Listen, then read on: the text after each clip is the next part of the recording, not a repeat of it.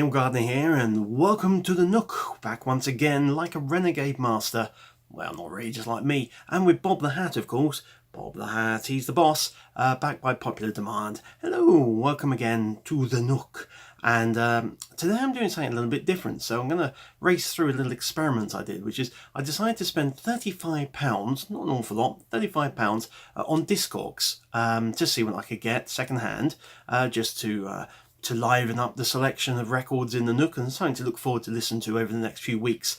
Some classics, things I used to own but don't own anymore, or things I've always wanted to own, but I also wanted to see what you could get for the money. So I had a look around, found a few things I was interested in, made my purchases. A few days later, voila, they turned up in the post, and I wanted to have a look, see what the quality was like. Now, I went for things that were described as very good or very good plus, rather than mint or near mint, because I wanted to keep the cost down and get 5 or 6 items.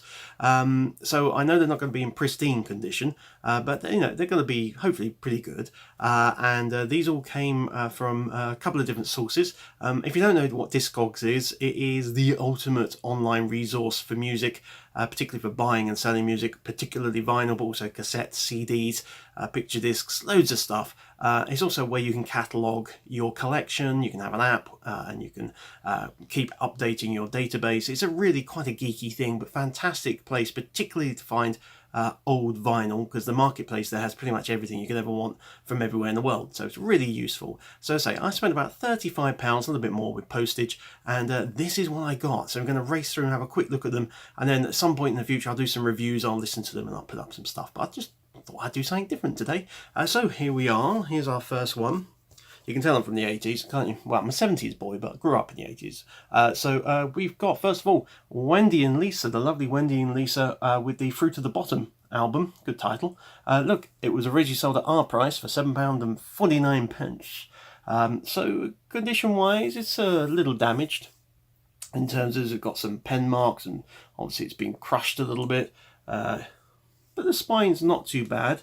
A little bit of damage just there from the cardboard where it's been split, but overall I'd say that's in pretty good condition.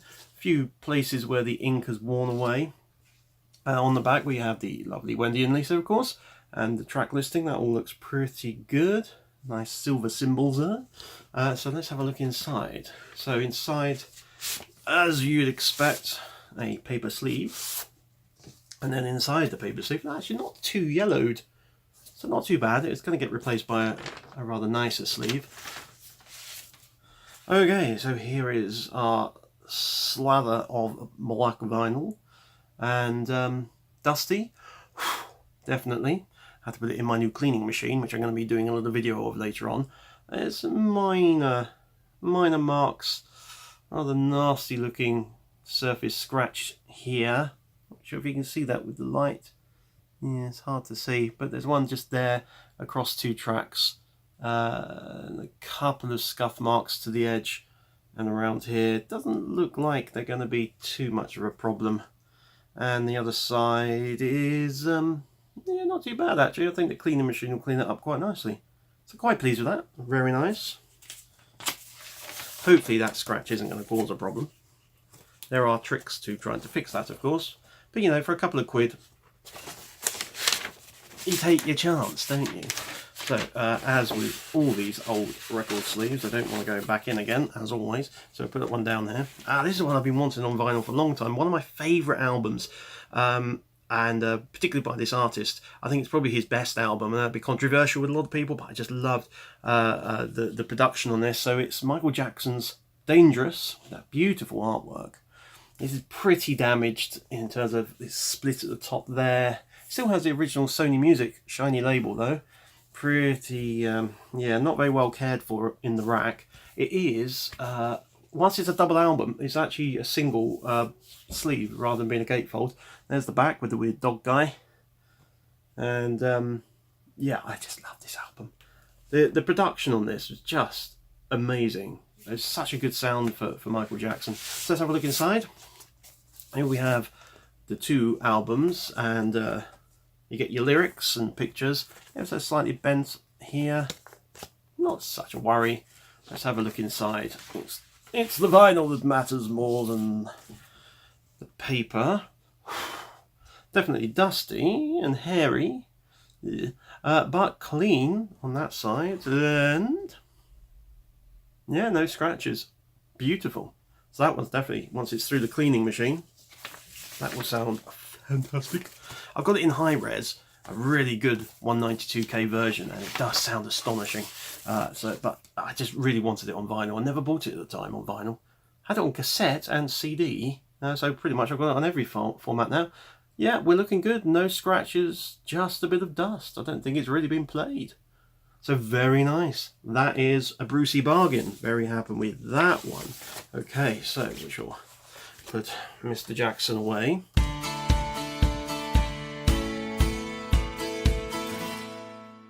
Next up, we have George Benson and Breezin'. Look at that. That's that's kind of early 80s styling going on there. That's rather wonderful. George Benson. If you don't have a listen to George Benson, you really should. Really cool, soulful, dancey 80s music. Very nice. Breezin's probably the song most people will know. Not a lot on there. Wow, actually, yeah, 6 tracks. Don't really get a lot, do you? But there's the guy with his guitar. And when was this? Oh wow, this is 76, this one, so it's before his 80s phase.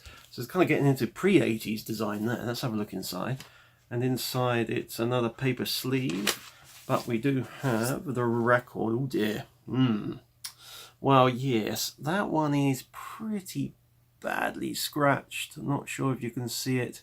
There's some scratches here, here. They're all going across as well. Pretty bad. Yeah, well, we'll see what we can do with the machine. Clean it up a bit. Ooh, nasty. Yeah, okay, I can see why this was only a couple of pounds. You might, let's see if we can get that into the light source. Just about here, running right across all the tracks. Pretty bad. It might be surface, but yeah, there's some pretty bad scratching going on that disc. So fingers crossed we can listen to some George Benson, but maybe not. Well, we'll see. You've got to love your vinyl, people. Love your vinyl.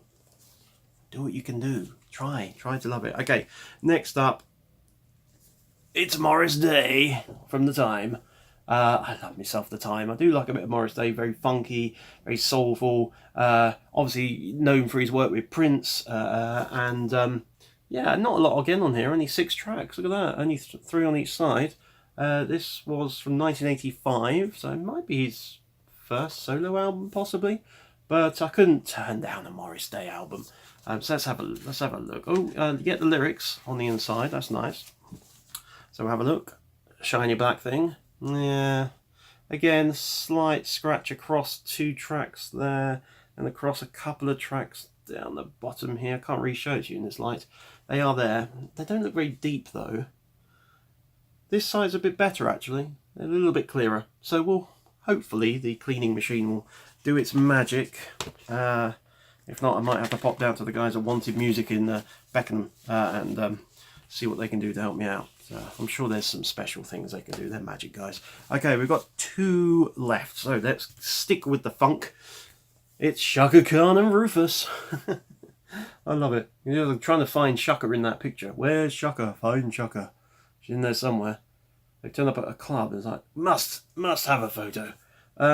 Yeah, called Street Player. Look, it's a gatefold. There they are. There's Chaka. Hi, Chaka. And yeah, nice mix of people there. Lovely. And let's have a look on the back. I've got a basketball scene going on there. Quite a lot of tracks actually. 1, 2, 3, 4, 5, 10 tracks.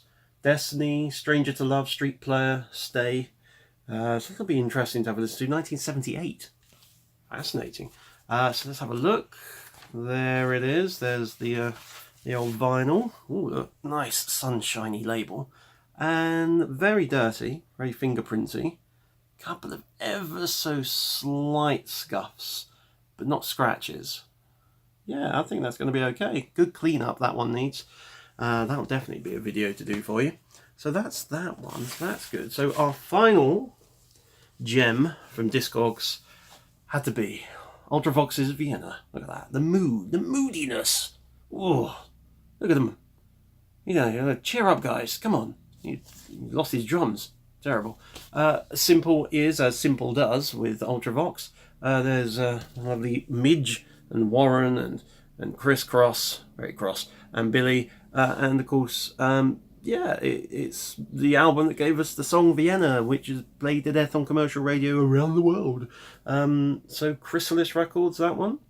Very nice. So we've got a year for that. Should have a year on it somewhere. No year. We'll have to have a look on the label. Let's have a look on the label. So, oh dear. Well, first of all, that's not a very well maintained inner sleeve, is it? Yes, let's hope that hasn't done damage. That'll be getting replaced immediately on the floor with that. Right, well, there it is. Ultravox, and what do we get on there? Do we get a year? 1980, there we go. And it is dirty, but it's not scratched. Ever so slightly scuffed, but not scratched. That's going to be eminently playable. Very nice indeed. A little wobbly, quite thin, basic vinyl. But yeah, I think the Vox is playable. So there we are. So that's our experiment with Discogs. About £35 worth. We got, what was that? 7 albums? 1, 2, 3, 4, 5, 6, 7 albums, and all but one of them seem to be pretty much playable with just a quick bit of cleaning. One of them's got a pretty bad scratch on one side, so I'm a bit questionable about that one, but we'll wait and see. I might be able to do some magic with a few little tricks of the trade. Otherwise, some music to listen to on classic vinyl, and I can't complain for £35 and a little bit of postage. So well done, Discogs. Woo! Can't recommend you highly enough. Just, check what you're getting and be aware that if it's a bargain, you may well end up with a bargain. Not everything's going to be a nugget of gold, but if you can get the music off of it and have a good listen to it, it doesn't have to be perfect. It just has to be, well, music, doesn't it? Because that's what we're in this for. So that's it for the Listening Nook right now. I'm going to be back with some proper reviews of some new music, some new vinyl I've been getting. I got some stuff in from a couple of PR companies recently, so I'm going to be having a listen to that and giving you some thoughts. And of course, there's loads more coming in from the subscription clubs. And I actually got a few albums that I bought myself through Pledge Music. So loads and loads of stuff coming up very, very soon. So that's pretty much it for now from Within the Nook. And we will see you very soon. I've been Neil. He's been Bob the Hat. See ya!